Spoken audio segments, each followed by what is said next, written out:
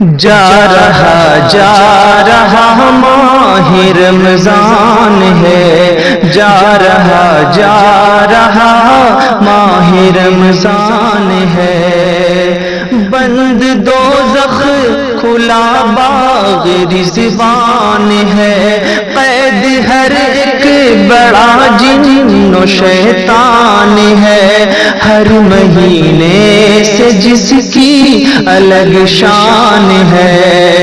خاص جس کے لیے باب ریان ہے، جا رہا والصلاة والسلام على اشرف الانبیاء والمرسلین وعلى آلہ واصحابہ اجمعین ومن تبعهم بإحسان الى یوم الدین، اما بعد۔ حضرات گرامی قدر، زکوٰۃ کے مسائل کے سلسلے میں کل بات آئی تھی کہ کن کن لوگوں کو زکوٰۃ دی جا سکتی ہے، اور آج بحث اور گفتگو ہوگی اس پر کہ زکوٰۃ کن لوگوں کو نہیں دی جا سکتی۔ آئیے دیکھتے ہیں کہ اسلام میں کن لوگوں کو زکوٰۃ دینا جائز نہیں ہے۔ زکوٰۃ کی رقم جن لوگوں کو دینا جائز نہیں، ان میں سے سب سے پہلے تو غیر مسلم لوگ ہیں، ان کو زکوٰۃ نہیں دی جا سکتی، اور یہ تمام ائمہ کا متفقہ مسلک ہے۔ امام ابن المنذر رحمہ اللہ لکھتے ہیں کہ اس پر تمام ائمہ کا اتفاق ہے کہ زکوٰۃ کی رقم غیر مسلم کو دینا جائز نہیں ہے۔ ہاں، زکوٰۃ کے علاوہ جو عام صدقات ہوتے ہیں وہ غیر مسلم لوگوں کو بھی دے سکتے ہیں، حتیٰ کہ امام اعظم ابو حنیفہ رحمۃ اللہ علیہ کے نزدیک صدقۃ الفطر بھی ان لوگوں کو دینا جائز ہے۔ مصنف ابن ابی شیبہ حدیث پاک کی ایک کتاب ہے، اس کے اندر ایک حدیث ہے حضرت سعید ابن جبیر رضی اللہ تعالی عنہ کے حوالے سے کہ رسول اللہ صلی اللہ علیہ وسلم نے فرمایا، تصدقوا علی اہل الادیان کلھا، ہر دین والے کو صدقہ دے سکتے ہو، ہر دین والے کو صدقہ دو۔ اس کے اندر آپ نے کہا تصدقوا علی اہل الادیان کلھا، تمام قسم کے دین والوں پر۔ اس سے معلوم ہوا کہ غیر مسلم لوگوں کو زکوٰۃ کے علاوہ دیگر صدقات، نفلی صدقات، حتیٰ کہ صدقۃ الفطر دینا بھی جائز ہے۔ بلکہ میں آپ کو بتاؤں کہ قرآن کریم سے تو اس کی ترغیب بھی معلوم ہوتی ہے۔ چنانچہ ایک جگہ پر اللہ تعالیٰ کا ارشاد ہے، لیس علیک ھداھم ولکن اللہ یہدی من یشاء وما تنفقوا من خیر فلانفسکم وما تنفقون الا ابتغاء وجہ اللہ وما تنفقوا من خیر یوفى الیکم وانتم لا تظلمون۔ اس آیت کے شان نزول کے بارے میں متعدد روایات موجود ہیں۔ ایک روایت میں آتا ہے کہ حضرت سعید ابن جبیر رضی اللہ تعالی عنہ نے نقل کیا رسول اللہ صلی اللہ علیہ وسلم سے کہ آپ نے فرمایا ایک موقع پر کہ لا تصدقوا الا علی اہل دینکم، کہ تم لوگ سوائے اپنے دین والوں کے کسی اور کو صدقہ نہ دو۔ اللہ کے نبی علیہ السلام نے جب یہ فرمایا، اور اس لیے فرمایا تھا تاکہ غیر لوگ اس کی وجہ سے دین کے اندر داخل ہوئے، جب اللہ کے نبی نے فرمایا تو اس پر یہ آیت کریمہ نازل ہوئی جو ابھی میں نے آپ کے سامنے پڑھی۔ اس میں آپ سے کہا گیا، لیس علیک ھداھم،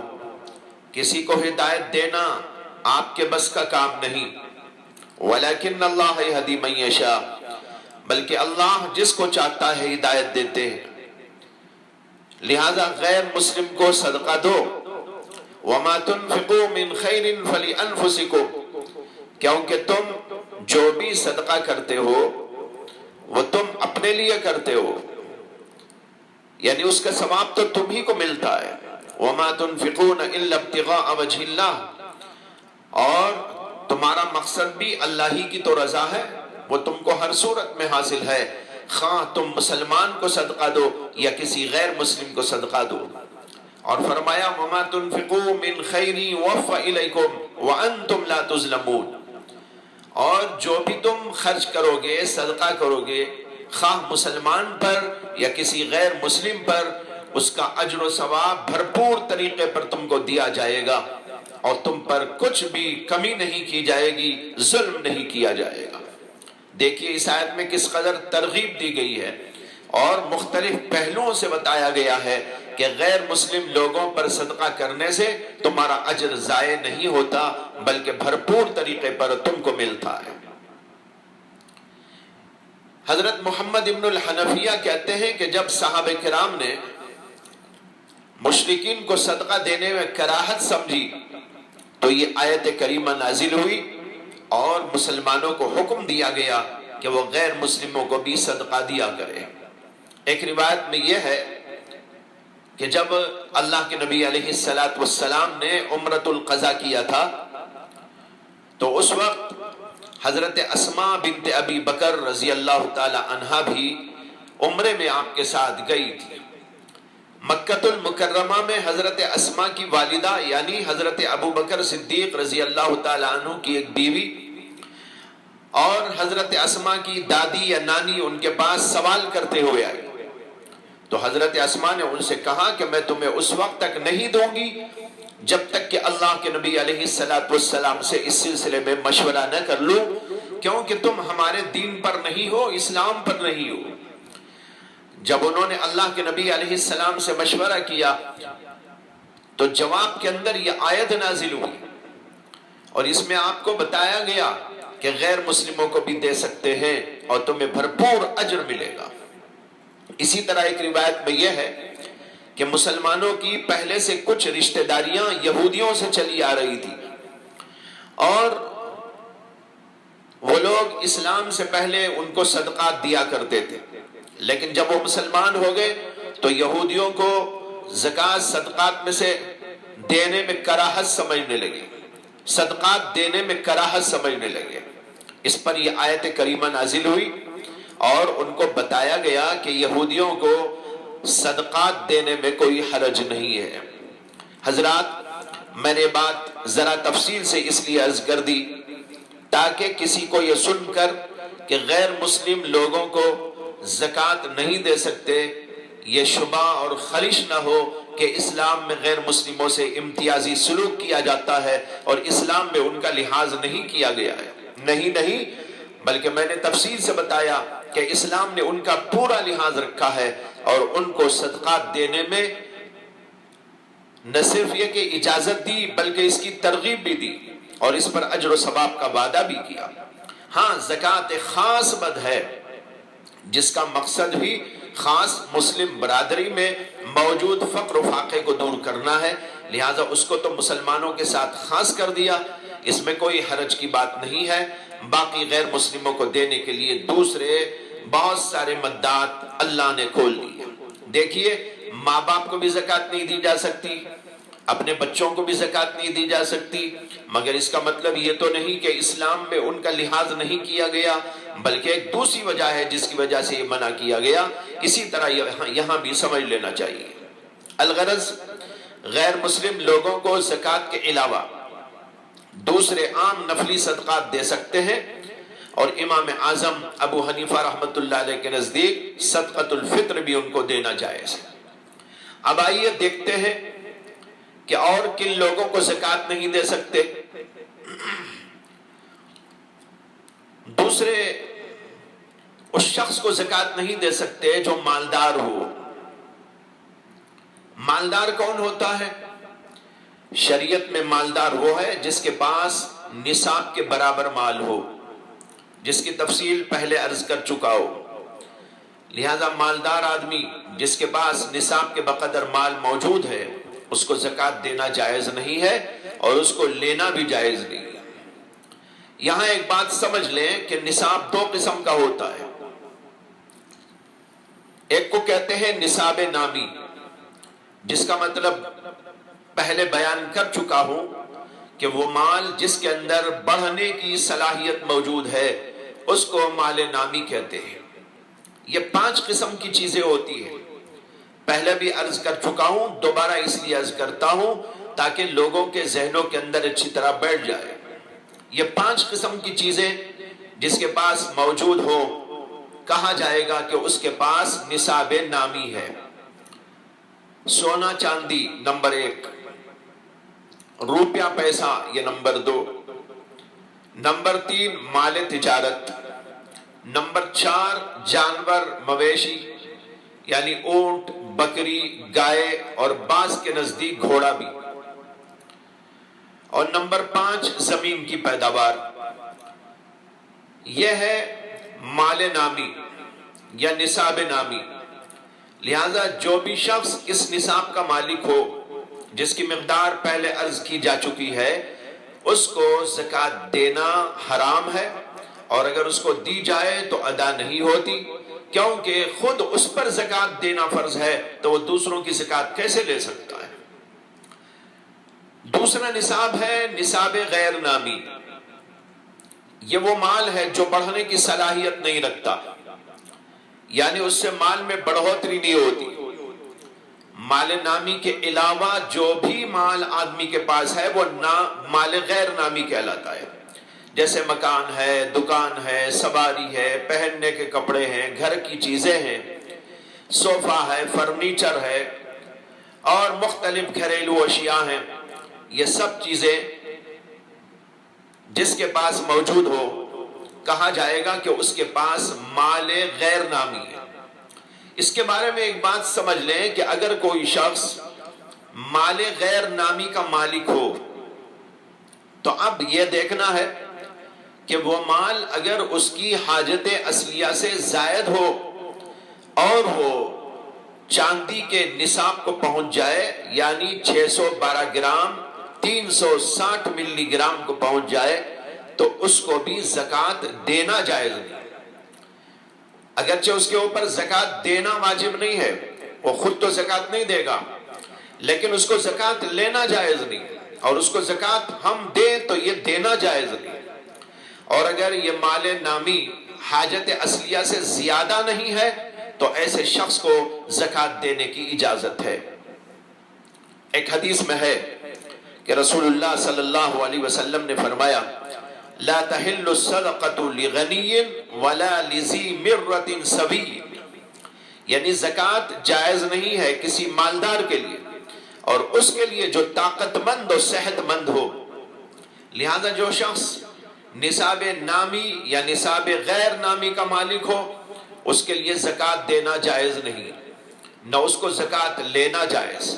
اور نہ اسے زکوٰۃ دے تو زکوٰۃ ادا ہوگی۔ یہ بات اچھی طرح یاد رکھ لینا ہے۔ یہاں ایک سوال یہ پیدا ہوتا ہے کہ اگر کسی نے خود کو محتاج ظاہر کیا لیکن ہمیں اس کا حقیقی حال معلوم نہیں کہ وہ واقعی محتاج ہے یا صرف مانگنے کا مشغلہ بنا رکھا ہے یا مال بڑھانے کے لیے مال مانگ رہا ہے، اور ایسی صورت میں کسی نے اس کو زکوٰۃ دے دی تو اس کی زکوٰۃ ادا ہوگی کہ نہیں ہوگی؟ حضرت مولانا مفتی محمد شفیع صاحب رحمۃ اللہ علیہ نے معارف القرآن میں لکھا ہے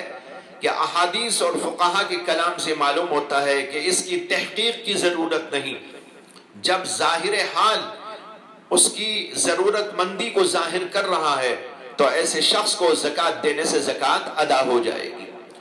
باقی وہ جانے، اللہ جانے،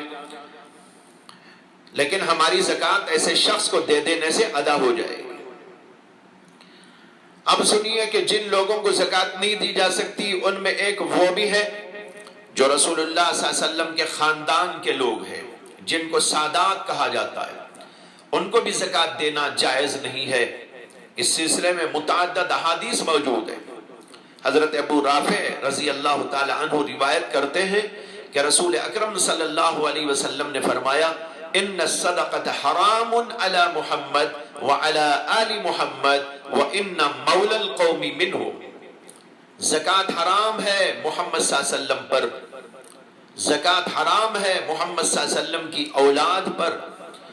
اور لوگوں کا آزاد کردہ غلام انہی لوگوں میں شامل ہوتا ہے۔ کیا مطلب؟ یعنی آپ بیان کرنا چاہتے ہیں کہ آپ کے خاندان کے آزاد کردہ غلام بھی آپ ہی کے خاندان میں شمار ہوں گے، اس لیے جیسے آپ کے خاندان کے لیے زکوٰۃ جائز نہیں، آپ کے خاندان کے آزاد کردہ غلاموں کے لیے بھی زکوٰۃ جائز نہیں۔ ایک حدیث میں آتا ہے کہ حضرت حسن بن علی رضی اللہ تعالی عنہ جب بچے تھے تو انہوں نے اپنے بچپن میں زکوٰۃ کا ایک کھجور اٹھا کر اپنے منہ میں رکھ لیا، تو اللہ کے نبی علیہ السلام نے ان کے منہ میں ہاتھ ڈال کر اس کو نکالا اور زکوٰۃ کے کھجوروں میں اس کو پھینک دیا اور فرمایا ہم آل محمد کے لیے زکوٰۃ حلال نہیں۔ بچے کو سمجھایا اور کہا کہ نہیں، تم بھی اس کو استعمال نہیں کر سکتے۔ مسلم وغیرہ میں ایک حدیث ہے کہ آپ نے ارشاد فرمایا ان الصدقۃ لا تنبغی لآل محمد انما ہی اوساخ الناس، زکوٰۃ آل محمد کے لیے نامناسب چیز ہے کیونکہ وہ تو لوگوں کا میل و کچیل ہے۔ بہرحال ان احادیث سے معلوم ہوا کہ ہمارے نبی علیہ السلام کے لیے اور آپ کی آل اولاد کے لیے جن کو سادات کہا جاتا ہے ان کو زکوٰۃ جائز نہیں ہے، اور یہ آپ اور آپ کے خاندان کی عظمت کے پیش نظر ہے۔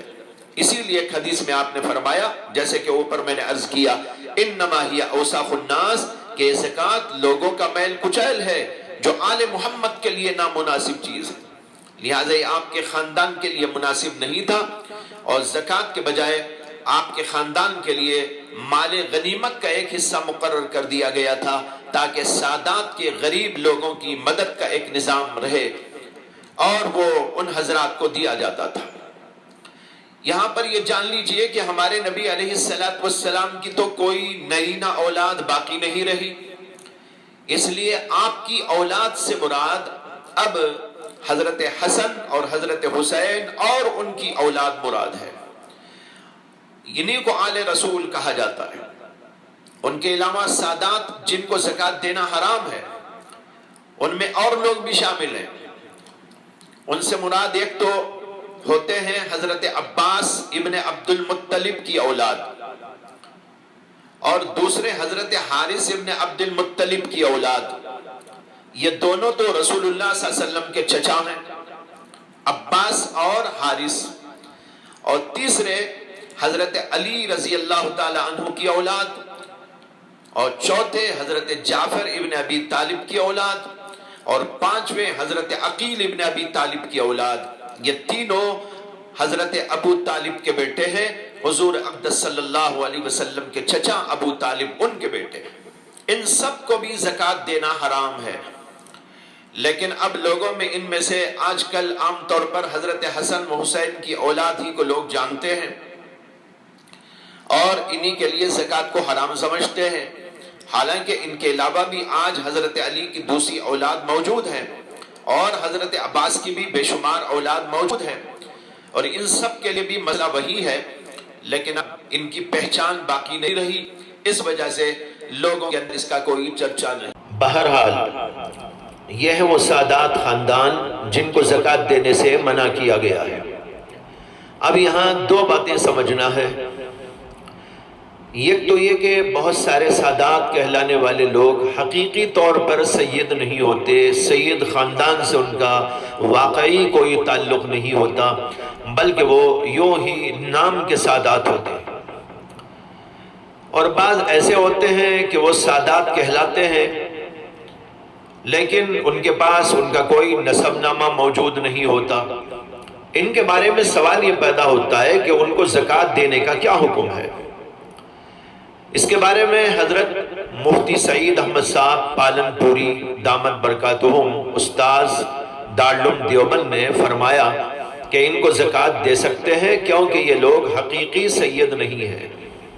یا اس کی تحقیق نہیں۔ دوسری بات یہ سمجھنا ہے کہ آج کے دور میں سیدوں کو زکوٰۃ دینے کا کیا حکم ہے۔ پہلے تو ان کو غنیمت کے مال سے ان کی ضروریات اور ان کی حاجتوں کو پورا کرنے کے لیے مل جایا کرتا تھا، لیکن بعد کے دوروں میں یہ نظام ختم ہو گیا اور اب موجودہ دور میں محتاج سیدوں کو اس کے سوا کوئی چارہ نہیں کہ وہ زکوٰۃ و صدقات وصول کر کے اپنا گزارا کریں۔ تو اب سوال یہ ہے کہ آج کے دور میں سیدوں کو زکوٰۃ دینے کا کیا حکم ہے؟ اس کا جواب تو یہی ہے کہ اصل حکم کے لحاظ سے سیدوں کے لیے وہی حکم ہے جو احادیث کی روشنی میں ابھی آپ کے سامنے واضح کیا گیا، اور فتویٰ بھی اسی پر ہے۔ ہاں، ایک روایت اس سلسلے میں امام اعظم ابو حنیفہ رحمۃ اللہ علیہ سے مروی ہے کہ اس صورت میں جبکہ ان کے لیے گزارے کا کوئی نظام موجود نہیں اور لوگ سوائے زکوٰۃ کے ان کو دوسری رقومات سے دینے کے لیے تیار نہیں، تو اس مجبوری میں ان کو زکوٰۃ دینا جائز ہے۔ امام اعظم ابو حنیفہ رحمۃ اللہ علیہ اپنے زمانے میں ہاشمی کو زکوٰۃ دینا جائز قرار دیتے تھے، اور اس کی وجہ یہ بتاتے تھے کہ سیدوں کو زکوٰۃ کے بجائے غنیمت کا 5واں حصہ دیا جاتا تھا، اور اب وہ ان لوگوں تک نہیں پہنچتا۔ جب ان کو زکوٰۃ کا عوض نہیں پہنچتا تو خود زکوٰۃ ان کے لیے جائز ہے۔ حضرت امام طحاوی رحمۃ اللہ علیہ نے امام اعظم ابو حنیفہ کے اس قول کو نقل کر کے کہا ہے کہ ہم اسی کو اختیار کرتے ہیں، اور آج کے زمانے میں بھی بعض مفتی حضرات اس کا فتویٰ دیتے ہیں، اگرچہ جمہور کا فتویٰ تو وہی ہے جو پہلے عرض کیا گیا۔ لہذا سخت مجبوری کی شکل میں ان کے قول کے مطابق اگر سیدوں کو کوئی دوسرے مت سے دینے والا موجود نہ ہو، نہ دیتا ہو، اور ان کے گزر بسر کا کوئی انتظام نہ ہو سکتا ہو، تو ایسی سخت مجبوری میں اس پر عمل کرتے ہوئے ان کو زکوٰۃ دینے کی گنجائش ہو سکتی ہے۔ میں یہاں مالداروں سے اپیل کرتا ہوں کہ وہ سید برادری کا ضرور خیال کریں اور غیر زکوٰۃ سے ان کو دینے کا معمول بنائیں۔ جب آپ کو اللہ نے دیا ہے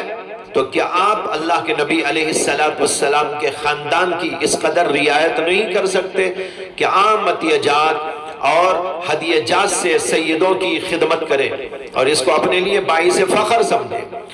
جبکہ اللہ کے نبی علیہ السلام سے ہم کو سب کچھ ملا ہے، پورا دین وہیں سے ملا ہے، قرآن ملا ہے، دین کے احکام ملے ہیں، اور ہم کو دنیا میں بھی سکون و چین آپ ہی کے احکام پر چلنے سے مل رہا ہے، تو ہم کو اور آپ کو چاہیے کہ اس کی طرف خصوصی دھیان دیا کرے۔ میں نے اس سے پہلے یہ عرض کیا تھا کہ غریب رشتہ داروں کو زکوٰۃ دینا افضل ہے، مگر چند رشتہ دار ایسے ہیں جن کو زکوٰۃ نہیں دی جا سکتی۔ ان میں سے ایک ماں باپ ہے، دادا دادی ہیں، نانا نانی ہیں،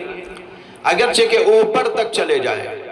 یعنی ان کے ماں باپ، پھر ان کے ماں باپ، پھر ان کے ماں باپ، ان میں سے کسی کو بھی زکوٰۃ دینا جائز نہیں۔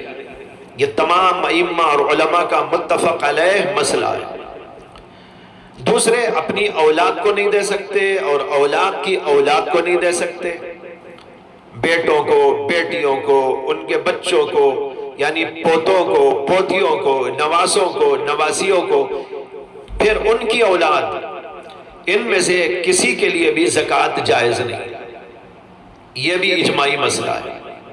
اور اس کی وجہ بالکل ظاہر ہے کہ ماں باپ اور اولاد میں ایسا رشتہ پایا جاتا ہے کہ ان کے درمیان منفعت مشترک رہتی ہے۔ ماں کو بیٹا زکوٰۃ دے تو گویا خود کو دیا ہے، اسی طرح بیٹا باپ کو زکوٰۃ دے تو وہ مال کہاں گیا؟ وہ تو وہیں اپنے ہی گھر میں ہے۔ اور اگر ماں یا باپ اپنی اولاد کو زکوٰۃ دے تو گویا اپنے ہی اوپر خرچ کرنے کے برابر ہے، اس لیے ان میں آپس کے اندر زکوٰۃ کا لین دین جائز نہیں۔ اور تیسرے نمبر پر میاں بیوی ایک دوسرے کو زکوٰۃ نہیں دے سکتے۔ اس میں اگرچہ بعض ائمہ کا اختلاف ہے، لیکن جمہور علماء جن میں امام اعظم ابو حنیفہ بھی ہیں، امام احمد بن حنبل بھی ہیں، امام مالک رحمۃ اللہ علیہ بھی ہیں، اور بھی بہت سارے ائمہ ہیں، ان سب کا مسلک یہ ہے کہ میاں بیوی آپس میں زکوٰۃ نہیں دے سکتے، کیونکہ میاں بیوی بھی ایک ایسے رشتے میں پروئے ہوئے ہیں کہ ان میں سے ایک کی منفعت دوسرے سے متعلق ہوتی ہے، لہٰذا میاں بیوی آپس میں زکوٰۃ نہیں دے سکتے۔ بعض لوگ اس سلسلے میں ایک حدیث نقل کر کے یہ سمجھتے ہیں کہ بیوی شوہر کو زکوٰۃ دے سکتی ہے، اور وہ یہ ہے کہ ایک بار اللہ کے رسول علیہ السلام نے عورتوں کو صدقہ دینے کی ترغیب دی، تو حضرت عبداللہ بن مسعود رضی اللہ تعالی عنہ جو بڑے نادار تھے، مفلوق الحال تھے، ان کی بیوی جن کا نام زینب تھا، انہوں نے رسول اللہ صلی اللہ علیہ وسلم کے پاس جا کر مسئلہ پوچھا کہ اگر میرے شوہر کو میں صدقہ دوں تو درست ہوگا؟ تو اللہ کے نبی علیہ السلام نے فرمایا کہ ہاں درست ہے، اس میں تم کو 2 اجر ملیں گے، ایک رشتہ داری کا ملے گا اور ایک صدقے کا۔ اس سے بعض لوگ یہ سمجھتے ہیں کہ بیوی اپنے شوہر کو زکوٰۃ دے سکتی ہے، مگر یہ بات صحیح نہیں ہے، کیونکہ یہاں زکوٰۃ مراد نہیں ہے، بلکہ اس سے مراد عام نفلی صدقات ہے۔ الغرض یہ 3 رشتے ہیں جن کو زکوٰۃ نہیں دے سکتے، ایک ماں باپ اور ان کے ماں باپ اوپر تک، اور دوسرے اولاد اور اولاد کی اولاد نیچے تک، اور تیسرے میاں بیوی آپس میں۔ ان کے علاوہ کسی بھی محتاج غریب رشتہ دار کو زکوٰۃ دے سکتے ہیں، بلکہ ان کو دینا افضل ہے۔ بھائی کو دے سکتے ہیں، بہن کو دے سکتے ہیں، چچا تایا کو دے سکتے ہیں، خالہ کو دے سکتے ہیں، پھوپھی کو دے سکتے ہیں، ماموں کو دے سکتے ہیں، بہرحال کسی بھی اور رشتہ دار کو زکوٰۃ دے سکتے ہیں۔ یہ چند اہم مسائل اور ضروری مسائل زکوٰۃ کے سلسلے کے تھے جو آپ کے سامنے بیان کیے گئے کئی مجالس میں، لیکن جیسے کہ میں پہلے کہہ چکا ہوں کہ ایک بیان سے تمام مسائل تو حل نہیں ہو جاتے، معلوم نہیں ہو جاتے، اس سے اگر کسی کو کوئی اور بات پیش آئے، نیا مسئلہ درپیش ہو جائے تو اس کو چاہیے کہ علماء سے رجوع کرے۔ اللہ تعالی ہم سب کو اپنی مرضیات پر چلائے اور اپنی نامرضیات سے بچائے، اور علم دین حاصل کرتے رہنے اور دین و شریعت کو سمجھنے اور پھر اس پر عمل کی توفیق عطا فرمائے۔ وآخر دعوانا ان الحمد للہ رب العالمین۔